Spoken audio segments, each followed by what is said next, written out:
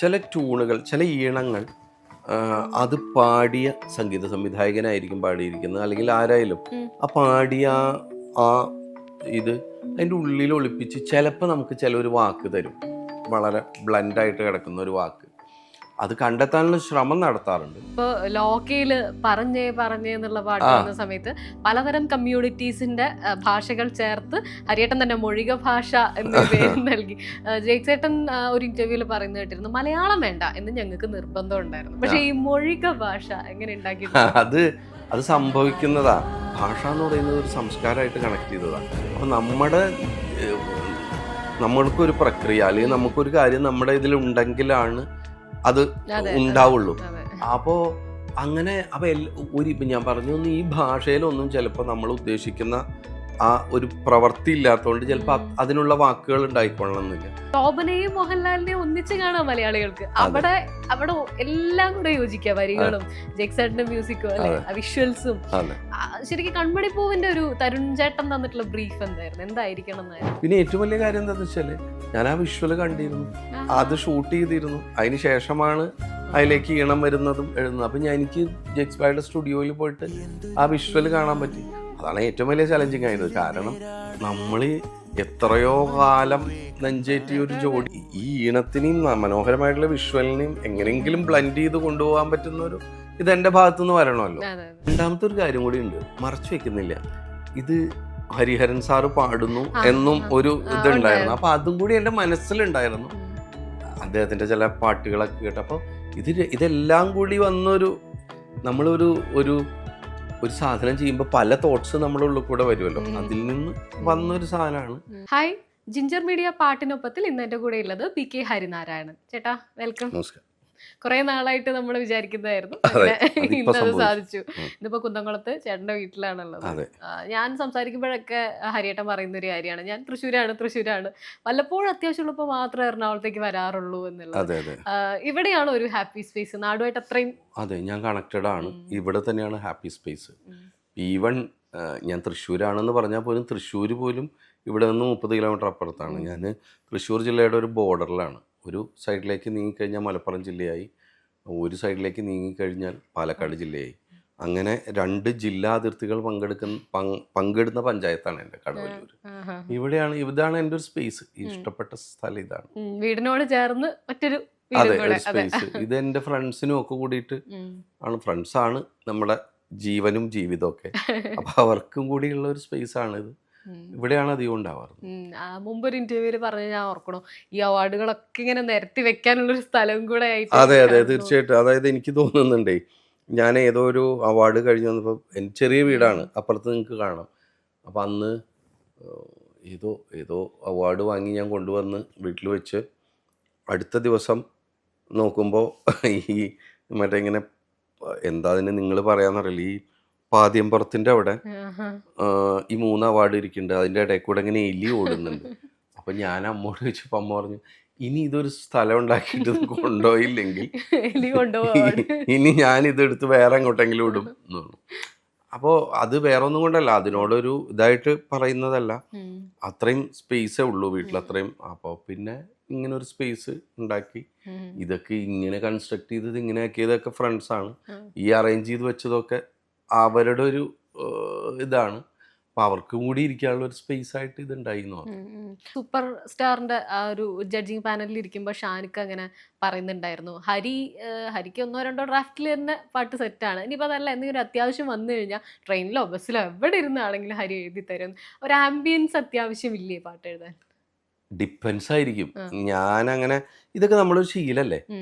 എൻ്റെ ശീലത്തിൽ ആംബിയൻസ് ഇല്ലാതെ ഞാൻ എഴുതി നമുക്ക് ബസ്സിൽ വെച്ചിട്ടോ അല്ലെങ്കിൽ ഏതെങ്കിലും ആ ഒരു സമയത്ത്, ഇതൊക്കെ ഒരു മൊമെൻ്റ് ആണല്ലോ. അപ്പോൾ നമ്മൾ ഈ ക്രിയേറ്റീവ് പ്രോസസ്സ് എന്നതിലപ്പുറം സിനിമയുടെ എല്ലാ വർക്കിലും ഒരു സമയം എന്ന് പറയുന്നത് വളരെ ഇതാണല്ലോ. സിനിമയാണ് പ്രധാനം, ബാക്കി ഉള്ളവർക്കൊക്കെ സിനിമ അതിനനുസരിച്ച് നമ്മൾ ഉണ്ടാവുക എന്നുള്ളത്. അപ്പം ആ ഒരു ഇതനുസരിച്ച് എവിടെ വെച്ചിട്ടാണോ എഴുതാൻ പറയുന്നത് അപ്പോൾ എഴുതാറുണ്ട്. അത് ശീലിച്ചിട്ടുണ്ട്. അത് ഞാൻ എൻ്റെ ഒരു ക്വാളിറ്റി ആയിട്ടൊന്നല്ല പറയുന്നത്, അത് ക്വാളിറ്റി അല്ല തന്നെ, അതൊരു ശീലമാണ്. പലർക്കും അതുണ്ടാവും. ഇപ്പൊക്കെ എഴുതുന്ന എല്ലാവർക്കും അത് ശീലമായിട്ടുണ്ടാവും. എല്ലാവരോട് ചോദിച്ചാൽ അത് എൻ്റെ ഒരു ഇത് മാത്രം ആയിക്കൊള്ളണമെന്നില്ല. ഇപ്പൊ ഷാനിക്ക പറഞ്ഞ പോലെ ട്രെയിനിലോ ബസ്സിലൊക്കെ ഇരുന്ന് അങ്ങനെയൊക്കെ എഴുതിയ പാട്ട് ഏതാ ഇപ്പൊ ഓർക്കുന്നതിൽ ഒരു പെട്ടെന്ന്? പല സ്ഥലങ്ങളിലും നിന്ന് എഴുതേണ്ടി വന്നിട്ടുണ്ട്. ഇപ്പൊ സിനിമാ ഹാളിലൊക്കെ, ശോഭാ മോളിലൊക്കെ പോയി ഒരു സമയത്ത് ഒഴിവ് പെട്ടെന്ന് ഇങ്ങനെ വന്ന് ഗ്യാപ്പ് നോക്കിയിട്ടാണ് ഞാൻ ഈ മുരുക മുരുക എഴുതി കൊടുത്തത്. പിന്നെ ചില പാട്ടുകളൊക്കെ ഇങ്ങനെ ഈ നമ്മൾ ബസ്സിൽ സഞ്ചരിക്കുമ്പോൾ അത് എനിക്കത് പറയാനുള്ളൊരു മടി എന്താന്ന് വെച്ചാൽ, അത് അവിടെ ഏറ്റവും പ്രധാനം എന്നുള്ളത് നമ്മൾ ഡെലിവറി ചെയ്യാന്നുള്ളതാണ്. നമ്മൾ അതൊരു അതാണ് അത് സിനിമ ഡിമാൻഡ് ചെയ്യുന്നുണ്ട് ഓരോ ആർട്ടിസ്റ്റുകളുടെ അടുത്തുനിന്നും. അപ്പം അതുകൊണ്ട് അങ്ങനെ ബസ്സിലൊക്കെ വെച്ച് എഴുതിയിട്ട് ഇപ്പോൾ എനിക്ക് പെട്ടെന്ന് ഓർമ്മ വരുന്നത്, ഞാൻ ഈ തൃശ്ശൂർ KSRTC സ്റ്റാൻഡിൽ നിന്ന് കയറുമ്പോഴാണ് എനിക്ക് തോന്നുന്നു ഒരിക്കൽ നാദിർഷക്ക എനിക്ക് ഇത് തന്നത്, ഈ കണ്ണോ നിലാക്കായൽ എന്ന് പറയുന്ന പാട്ട്. അത് അങ്ങനെ എഴുതി കൊടുക്കേണ്ടി വന്നിട്ടുണ്ട്. അതൊരു ഹിറ്റ് പാട്ടാണ്. അതെ. അതുപോലെ രഞ്ജിന്റെ എനിക്ക് തോന്നുന്നു ജോസഫിൽ ഏതോ പാട്ട് എഴുതുന്ന സമയത്ത് ഈ ഇങ്ങനെ കണ്ണിന് എന്തോ ഒരു ചെറിയൊരു പ്രശ്നം തോന്നിയിരുന്നു. അപ്പം എനിക്ക് അറിയുന്ന ഒരു ഡോക്ടറുണ്ട് ഇവിടെ, ഡോക്ടർ പാടുകയൊക്കെ ചെയ്യും, മല്ലിയ ഡോക്ടർ.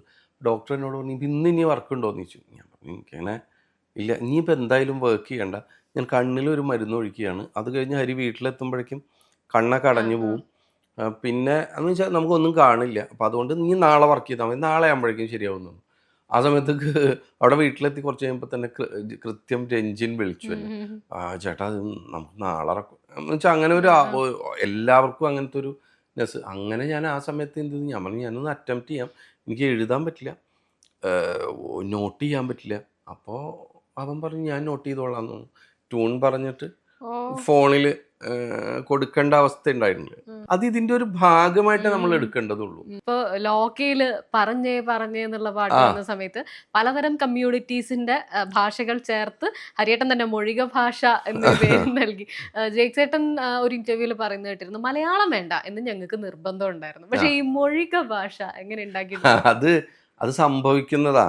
അതായത് ഇപ്പൊ ഞാൻ പറയുന്നതെന്ന് വെച്ചാൽ, ഇത് സിനിമയോ അങ്ങനെ ഒരു നെസസിറ്റിയോ ഇല്ലെങ്കിൽ ഇത്തരം പാട്ടുകളൊന്നും ഉണ്ടാവില്ല നമുക്ക്.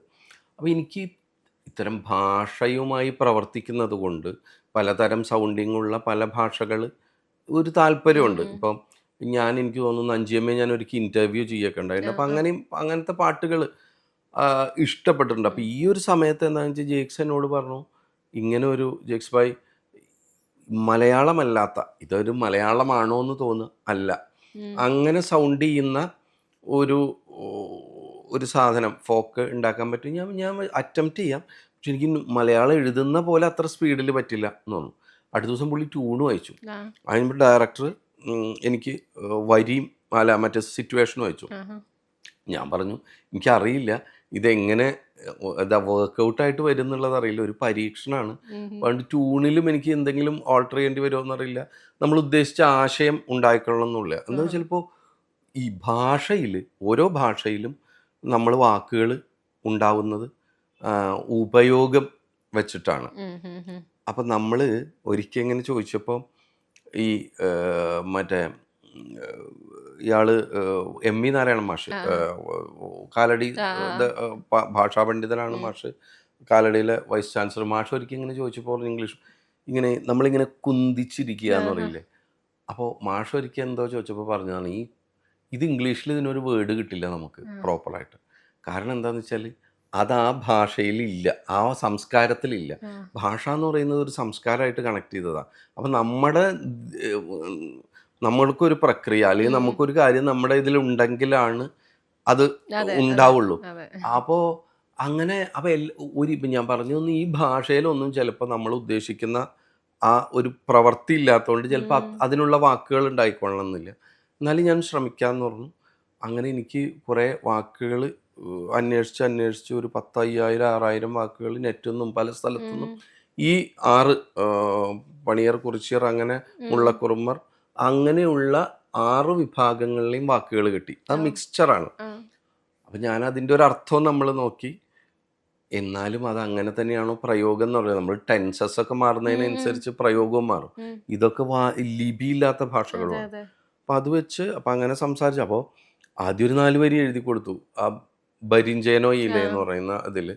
അത് കഴിഞ്ഞപ്പോൾ ജെക്സ് ബായ് വീണ്ടും അടുത്തൊരു ടൈറ്റിൽ ട്രാക്കിൽ ജാഗക്കാരെ എന്നുള്ള ജഗലേ ജാഗക്കാർ അത് തന്നു.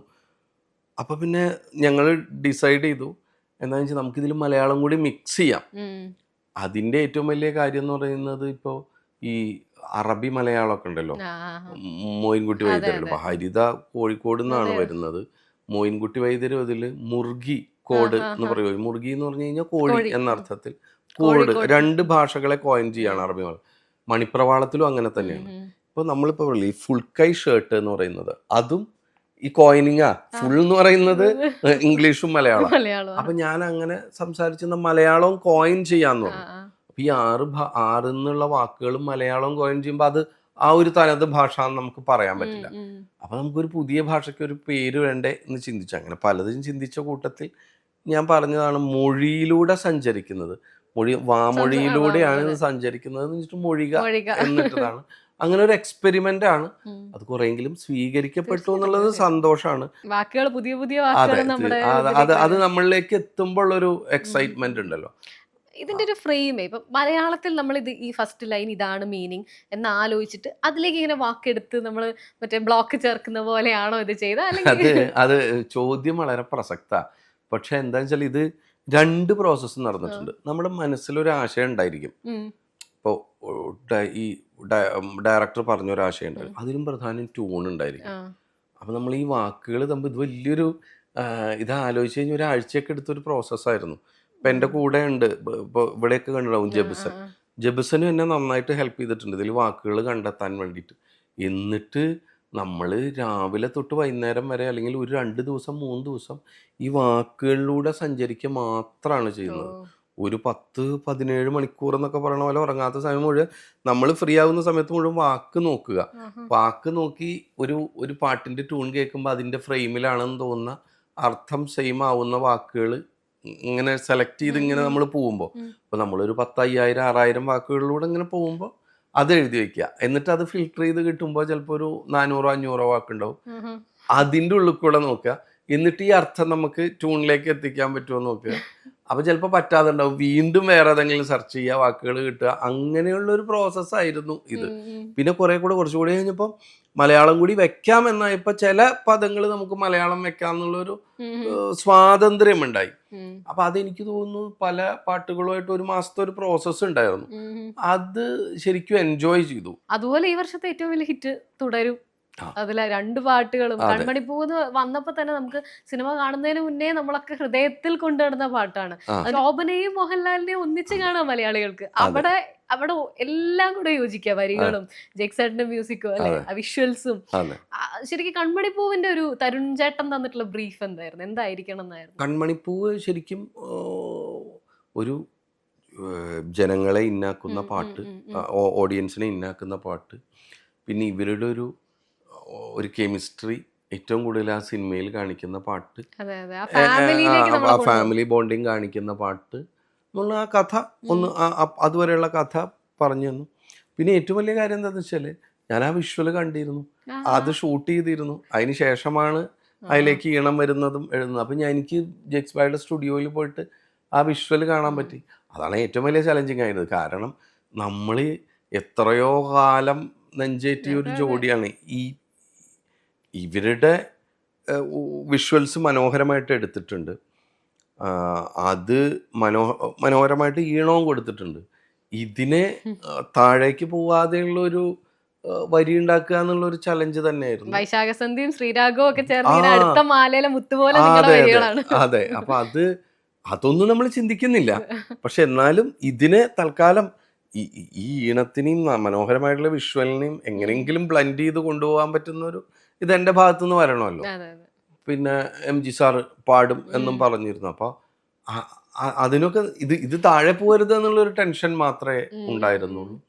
എനിക്ക് തോന്നുന്നു ആദ്യം അത് നല്ല രസമുള്ള ഒരു പ്രോസസ്, എല്ലാവരും ഇൻവോൾവ് ചെയ്ത പ്രോസസ് ആയിരുന്നു. അല്ല, അങ്ങനെയല്ല, ഒന്നിച്ചിരിക്കുന്നില്ല. ഞാൻ ആദ്യം ഇവിടുന്ന് എഴുതി, പിന്നെയാണ് ഞാൻ പോയിട്ട് വിഷ്വൽ കാണുന്നത്, ചൂടിന് എഴുതി. അപ്പോൾ ആദ്യം ഞാൻ കുറച്ച് പല്ലവി ഓപ്ഷൻസ് ഇങ്ങനെ കൊടുത്തു. എന്നിട്ട് ഞാനും ജെക്സ് ബായും കൂടി ഇരുന്നു. അപ്പോൾ അതിൽ നിന്ന് എന്നിട്ട് തരുണും വന്നപ്പോൾ ഞാൻ വിഷ്വൽ കണ്ടു. വിഷ്വൽ കണ്ടപ്പോൾ ജെക്സ് ബായ് പറഞ്ഞു എനിക്ക് ഓപ്പണിങ്ങിലെ 2 ലൈൻ. അപ്പോൾ ഞാൻ വീണ്ടും ഓപ്ഷൻ കൊടുത്തു. എന്നിട്ട് അങ്ങനെ തരുണും 2 പേരും ഒരു ഇതിൽ ഒന്നിൽ വന്ന പല്ലവി ലോക്ക് ചെയ്തു. അപ്പം ഇനി വിഷ്വലിനനുസരിച്ച് ഞാനൊരു അനുപല്ലവി എഴുതി. എന്നിട്ട് ഇത് വെച്ച് കഴിഞ്ഞപ്പോഴാണ് എനിക്ക് തോന്നുന്നത് അതിലൊരു അനുപല്ലവിയുടെ എൻഡിലാണ് എന്തൊരു ചേലാണ് നെഞ്ചിൽ നേരാണ് എന്നുള്ളത് എഴുതിപ്പോയത്. അപ്പം ഈ എന്തൊരു ചേലാണ് നെഞ്ചിൽ നേരാണ് രഞ്ജിത്തേട്ടൻ പ്രൊഡ്യൂസർ, രജപുത്ര രഞ്ജിത്തേട്ടൻ അത് നന്നായിട്ട് ഇതിന് കഴിവുള്ള ഒരാളാണ്. സെൻസ്, മ്യൂസിക്കൽ സെൻസ് നന്നായിട്ടുണ്ട്. അപ്പോൾ രഞ്ജിത്തേട്ടൻ പറഞ്ഞു ആ എന്തൊരു ചേലാണ് നെഞ്ചിൽ നേരാണ് തുടക്കത്തിൽ വെക്കാൻ പറഞ്ഞു. അങ്ങനെ ജിക്സ് പൈ എന്നെ വിളിച്ചു. അപ്പോൾ 2 ലൈനും കൂടി വേണം. അപ്പം അങ്ങനെ 4 ലൈൻ വന്നിട്ട് ഇങ്ങനെ വന്നു. അപ്പോഴാണ് ഇത് കുട്ടികളുടെ ഒരു സാധനമാവാന്നുള്ള ഒരു സജഷൻ തരുണിൻ്റെ ഭാഗത്ത് നിന്ന് വരുന്നത്, അതിന് ട്യൂൺ ചെയ്യുന്നത്. എന്നിട്ട് അത് വന്നു. പിന്നെയാണ് ചരണം എഴുതുന്നത്. അപ്പം അങ്ങനെയാണ് ആ പാട്ടിൻ്റെ ഒരു വരവ്. പിന്നെ MG സാറ് പാടിയപ്പോൾ തീർച്ചയായിട്ടും അത് വേറൊരു ഹൈറ്റ്സിലേക്ക് അതിനെ കൊണ്ടുപോയി. മാത്രമല്ല അപ്പോഴാണ് അതിൽ സ്വരങ്ങളൊക്കെ ആഡ് ചെയ്ത്. അപ്പം അങ്ങനെയാണ് ആ പാട്ടിൻ്റെ ഒരു ട്രാവൽ ഉണ്ട്, നമുക്ക് അനുഭവിക്കുന്ന ഒരു ട്രാവൽ ഉണ്ട് തീർച്ചയായിട്ടും. അതുപോലെ മിഴിയോരത്തില് തമിഴ് വരിയില്ലേ, ഞാൻ നിനക്ക് ഭൂമി അത് ഇവരുടെ 2 കൾച്ചർ മിക്സ് ചെയ്ത് അത് 2 കാര്യങ്ങൾ. നീ എനിക്ക് ഭൂമി ഉനക്ക് ഞാൻ മാനം താരകമ്പോൾ പൊന്മണികൾ, അത് ഇവരുടെ ഒരു കൾച്ചർ രണ്ടുപേരും അതാണ്. തമിഴ് മലയാളം. രണ്ടാമത്തെ ഒരു കാര്യം കൂടി ഉണ്ട്, മറച്ചു വെക്കുന്നില്ല, ഇത് ഹരിഹരൻ സാറ് പാടുന്നു എന്നും ഒരു ഇതുണ്ടായിരുന്നു. അപ്പൊ അതും കൂടി എൻ്റെ മനസ്സിലുണ്ടായിരുന്നു, അദ്ദേഹത്തിന്റെ ചില പാട്ടുകളൊക്കെ കേട്ടപ്പോൾ. ഇതെല്ലാം കൂടി വന്നൊരു നമ്മളൊരു ഒരു സാധനം ചെയ്യുമ്പോൾ പല തോട്ട്സ് നമ്മുടെ ഉള്ളിൽ കൂടെ വരുമല്ലോ, അതിൽ നിന്ന് വന്നൊരു സാധനമാണ് അതുണ്ടായിരുന്നു. അത് മിഴിയോരം അതും ഇതുപോലെ നരേറ്റ് ചെയ്തു. ആനകളുടെ കാര്യങ്ങളും ഒക്കെ തരുൺ എന്നെ വിളിച്ചു പറഞ്ഞു. അതെനിക്ക് തോന്നുന്നു അത് ഫോണിലാണ് ചെയ്തത് എല്ലാവരും ഇതുണ്ടായിട്ട്. മറ്റത് ഞാനൊരു ആ വിഷ്വൽ കാണാൻ വേണ്ടി ഞാൻ സ്റ്റുഡിയോയിൽ പോയിരുന്നു, ജാക്സനൊപ്പം ഇരുന്നു. ഇത് ഫോണിലാണ് ചെയ്തത്. ഇതില് മിഴിയോരം നനയുകയായിരുന്ന നമ്മുടെ മഞ്ഞൾ വിരിഞ്ഞ പൂക്കളില് മിഴിയോരം നനഞ്ഞൊഴുകും തുടങ്ങണ ലാലേട്ടന്റെ. അതെ, അപ്പൊ അത് ആദ്യം വേറെ ഓപ്ഷൻസ് എഴുതി. അപ്പൊ ഇങ്ങനെ ജേക്സ് ഭായി എന്നോട് ചോദിച്ചു, നമുക്ക് അതിലെവിടെയോ മിഴിയോരം ഉണ്ടായിരുന്നു, അപ്പൊ മിഴിയോരം തുടങ്ങാമോ എന്ന് ചോദിച്ചു. അപ്പൊ പിന്നെ അതിന് അത് മുഴുവൻ ഒരു ഓർമ്മയുടെ ഒരു സാധനമാണല്ലോ. അത് ഒരു കാലം തിരികെ വരും എന്ന് പറയുന്ന, അതിപ്പോ പല സ്ഥലത്തും അങ്ങനെ നമ്മള് പല ലൈഫിലെ മെമ്മറീസിനെ, ഇപ്പൊ ഞാനൊക്കെ ഒരുപാട് റീലൊക്കെ ഇട്ടിട്ടുണ്ട്, ലൈഫിലെ നല്ല മൊമെന്റ്സിനെ ആ വരി ഇട്ടിട്ടാണ്. അതെ, എനിക്ക് അതിൽ സന്തോഷമുള്ള ഈ ഒരു കാലം തിരികെ വരും എന്നുള്ളത് പല സ്ഥലത്തും ക്യാപ്ഷനായിട്ട് ഉപയോഗിക്കുന്നുണ്ട്. അതെ, ലാലേട്ടൻ അത് ഇട്ടു, അദ്ദേഹത്തിന്റെ ഫേസ്ബുക്ക് പേജിലിട്ടു. ഞാൻ ഹരിയന്റെ ഇന്റർവ്യൂ ഉണ്ടെന്ന് പറഞ്ഞപ്പം നമ്മുടെ മുന്നത്തെ ഒരു ലിറിസിസ് മീറ്റിൽ സംസാരിച്ചായിരുന്നു ജീവാംശത്തിന്റെ ആ വാക്കിന് വേണ്ടിയുള്ളൊരു. അപ്പൊ കൈലാസേട്ടൻ പറഞ്ഞതാണ് ജീവാംശം എന്നുള്ളതിന് ഹരി ഇങ്ങനെ അത് വേണം എന്ന് തന്നെ പറഞ്ഞിരുന്നു. ആദ്യമൊക്കെ എനിക്കൊരു ഇത് തോന്നി, കൺഫ്യൂഷൻ അടിച്ചു. പക്ഷെ ഞാനതിൽ യൂസ്ഡ് ആയി. പക്ഷെ ചുറ്റുമുള്ള ആൾക്കാർക്കൊക്കെ അത് ജീവനാംശമായി ചേർന്ന് വായിക്കപ്പെടും എന്നൊരു സംശയം വന്നു. പക്ഷെ എങ്ങനെയൊക്കെയോ ഡയറക്ടറെ കൺവിൻസ് ചെയ്തു. അതിന്റെ കൂടെ ഭാര്യ അന്നപൂർണ്ണ ചേച്ചി പറഞ്ഞു, ഞാൻ വീട്ടിൽ കേട്ടില്ല നിങ്ങൾ ജീവാംശം വെച്ചിട്ടില്ലെങ്കിൽ എന്ന് തമാശക്ക് പറഞ്ഞു എന്നും പറഞ്ഞു. ജീവാംശത്തിലുള്ള ഒരു ഉറപ്പ് എന്തായിരുന്നു ആ വാക്കിൽ ഹരിയേട്ടൻ ഉണ്ടായിരുന്ന ഒരു കോൺഫിഡൻസ്? കൈലാസ് നല്ല സ്ട്രോങ് ആയിട്ടാണ് നിന്നത്. അമ്മ എന്താ ചില ട്യൂണിലെ ചില ട്യൂണുകൾ, ചില ഈണങ്ങൾ അത് പാടിയ സംഗീത സംവിധായകനായിരിക്കും പാടിയിരിക്കുന്നത്, അല്ലെങ്കിൽ ആരായാലും ആ പാടിയ ഇത് അതിൻ്റെ ഉള്ളിൽ ഒളിപ്പിച്ച് ചിലപ്പോൾ നമുക്ക് ചിലൊരു വാക്ക് തരും, വളരെ ബ്ലൻഡായിട്ട് കിടക്കുന്ന ഒരു വാക്ക്. അത് കണ്ടെത്താനുള്ള ശ്രമം നടത്താറുണ്ട്. അങ്ങനെയാണ് ഈ ജീവാംശം. ഇപ്പൊ രാഹുലേട്ടൻ ലൈലാഗമേ എന്നുള്ളത് രാഹുലേട്ടൻ ദീവാനിയ എന്ന് പാടിയതിൽ നിന്നാണ് എനിക്ക് കിട്ടിയത്. അത് അവര് തന്നെ നമുക്ക് തരും, അവരുടെ ചില ആക്സെന്റോ എന്തെങ്കിലുമൊക്കെ തരും. അങ്ങനെ എനിക്ക് വന്നതാണ് ആ സമയത്ത് ജീവാംശം. ഞാൻ ഏറ്റവും ആദ്യം 2-3 ഓപ്ഷൻ എഴുതി കൊടുത്തതിൽ ഏറ്റവും ആദ്യം എഴുതി കൊടുത്ത ഓപ്ഷനായിരുന്നു ജീവാംശമായി എന്ന് പറയുന്നത്. അത് അങ്ങനെ ഒരു വാക്കുണ്ട്, അല്ല നമ്മുടെ അവിടെ നമുക്കുള്ള വാക്കാണ്, പക്ഷെ അതങ്ങനെ പാട്ടിൽ വന്നത് കൊണ്ട് എനിക്കത് ഉപയോഗിക്കാൻ തോന്നി. കൈലാസിനും ഒക്കെ ആയി. അങ്ങനെ അത് വെച്ചിട്ടാണ് പല്ലവി ചെയ്തത്. പിന്നീട് പാട്ടൊക്കെ കഴിഞ്ഞിട്ടാണ് ഈ ജീവാംശത്തിൽ ആർക്കോ ജീവനാംശം ഫീൽ ചെയ്തത്. അത് ഈ നമ്മുടെ കുടുംബ കോടതിയിലൊക്കെ കേൾക്കുന്ന ഒരു ടേമാണല്ലോ അത്. പക്ഷെ അത് പിന്നെ ഇങ്ങനെ പലരും അങ്ങോട്ട് തിരിച്ചു. എന്നിട്ട് എനിക്ക് തോന്നുന്നു, എൻ്റെ ഓർമ്മ ശരിയാണെങ്കിൽ ആ ജീവാംശത്തിന് വേറെ ഞാൻ വാക്കുകൾ എഴുതി കൊടുത്തു. അത് എഴുതിയിട്ടല്ലേ എനിക്ക് സംസാരിക്കാൻ പറ്റുള്ളൂ, ഇനി എൻ്റെ കഴിവ് കേടായിട്ട് മാറും. എന്നിട്ട് പിന്നെ ഇതിൽ തന്നെ നിന്ന് അന്നപൂർണ്ണ എന്നോട് പറഞ്ഞു, നിങ്ങളത് മാറ്റാൻ സമ്മതിക്കരുത് എന്നൊക്കെ ഒരു ദിവസം വിളിച്ചു പറഞ്ഞു. പിന്നെ എനിക്ക് തോന്നുന്നില്ല എൻഡ് ഓഫ് ദ ഡേ ശങ്കുവേട്ടനല്ല, ശങ്കർ രാമകൃഷ്ണൻ, ശങ്കുവേട്ടനും അത് കേട്ട് ആ. ഷാജിയേട്ടനോട് പ്രൊഡ്യൂസറോട് പറഞ്ഞ് അല്ല അതന്നെ വെക്കുകയല്ലേ നല്ലത് എന്നൊക്കെ. അവസാനം അതല്ല, അതെ ഇതിപ്പോ ആർക്കും ഇതായിട്ടല്ല, ഈ കൺഫ്യൂഷൻ എന്ന് അതെ. പറയുന്നതാണല്ലോ ഇതിന്റെ ബ്യൂട്ടി. അതെ നമുക്ക് അതാണല്ലോ സിനിമയുടെ ബ്യൂട്ടി. Yes. നമുക്ക് through out the process confusion ഉണ്ടായിരിക്കും, അത് ഉണ്ടാവുകയും വേണമല്ലോ. അപ്പോൾ അങ്ങനെ എൻഡ് ഓഫ് ദ ഡേ അത് ജീവാംശത്തിലേക്ക് തന്നെ എത്തി. അവിടെ ഇരിക്കുന്ന ഒരു സ്റ്റേറ്റ് അവാർഡും. തീർച്ചയായിട്ടും അത് ജീവാംശത്തിനും ജോസഫിലെ അതെ അതെ കണ്ണെത്താ അതെ. ദൂരം നീ മായുന്നു, അതും വളരെ പ്രിയപ്പെട്ട ഒരു പാട്ടാണ്. വരാം ഞാൻ നിനക്കായി ഒരിക്കൽ അയ്യോ നീ അതൊക്കെ വളരെ ആ ഡെപ്തുള്ള ഒരു അത് അതിന് രണ്ടിനും കൂടിയിട്ടാണ് ആ സ്റ്റേറ്റ് അന്ന് അവാർഡ് അവാർഡ് കിട്ടിയത്. കിട്ടിയത്. ഏഷ്യ വിഷ്ണു ഏതോ ഒരു അവാർഡിനാണ് നിങ്ങൾ രണ്ടുപേരും ആദ്യമായിട്ട് അതെ കാണുന്നത്. അതെ അതെ അതെ വാട്സപ്പിൽ കൂടെ ഉണ്ടാക്കിയ പാട്ടാണ്. അതെ തീർച്ചയായിട്ടും അതെ. അന്നാണ് ആ കണ്ടുപിടിച്ചത്. ഈ ജീവാംശത്തിന്റെ ത്രൂ ഔട്ട് ദ പ്രോസസ് ഒരിക്കൽ പോലും കൈലാസനെ കണ്ടിട്ടില്ല. നീ ഹിമമഴ ചെയ്യുമ്പോഴും കണ്ടിട്ടില്ല അല്ല എന്ന് കണ്ടിട്ടല്ല, ആ. പക്ഷെ അതിന് ശേഷം പിന്നെ ഞങ്ങൾ കണ്ട് ചെയ്തു. പാട്ടുകൾ ചെയ്തിട്ടുണ്ട്. ഉം, ഉം. അത് ഇപ്പോൾ ഉർവശി ചേച്ചിയുടെ ആ. ഫിലിമിലെയൊക്കെ പാട്ട് ഞങ്ങൾ ലൊക്കേഷനിൽ പോയിട്ട് ഇരുന്നിട്ടാണ്, അവിടെ ഇരുന്നിട്ട് ചെയ്യുകയൊക്കെ ചെയ്തിട്ടുണ്ടായിരുന്നു. ആഹാ. അപ്പം അങ്ങനെയും ഞങ്ങൾ പാട്ട് ചെയ്തിട്ടുണ്ട്, പക്ഷെ ആ സമയത്ത് കാണാതെയാണ് ചെയ്തിരുന്നത്. ഈ ഹിമമഴ ആ, ഹിമം എന്ന് പറഞ്ഞാൽ മഞ്ഞ്. മഞ്ഞു മഴയാ. ആ. പക്ഷെ അത് അവിടെ ഉപയോഗിച്ച് കേട്ടിട്ടുള്ള വാക്കുമാണ്. പക്ഷെ അവിടെ ഉപയോഗിച്ചത് എങ്ങനെയായിരുന്നു ഈ ഫസ്റ്റ് വാക്ക്? അതാ അയ്യോ അത് അങ്ങനെ ഒരു പ്ലാൻഡ് പ്രോസസ് ഈ അല്ല അത്. മഞ്ഞിന്റെ ഹിമമഴയായി വരൂ എന്ന് അത് ഈ ട്യൂൺ കേൾക്കുമ്പോൾ നമുക്കൊരു സാധനം വരും. ഇപ്പം എന്തെങ്കിലും ഒരു പുതുമ കൊണ്ടുവരണം എന്ന് വിചാരിക്കുമ്പോൾ അത് നമ്മുടെ കൈ വന്നങ്ങോട്ട് തടയുന്നതാണ്. ഉം. നീ ഹിമമഴ, അതും 4-5 ഓപ്ഷൻ എഴുതിയതിൽ ഒരു ഓപ്ഷനാണ് അത്. ആ.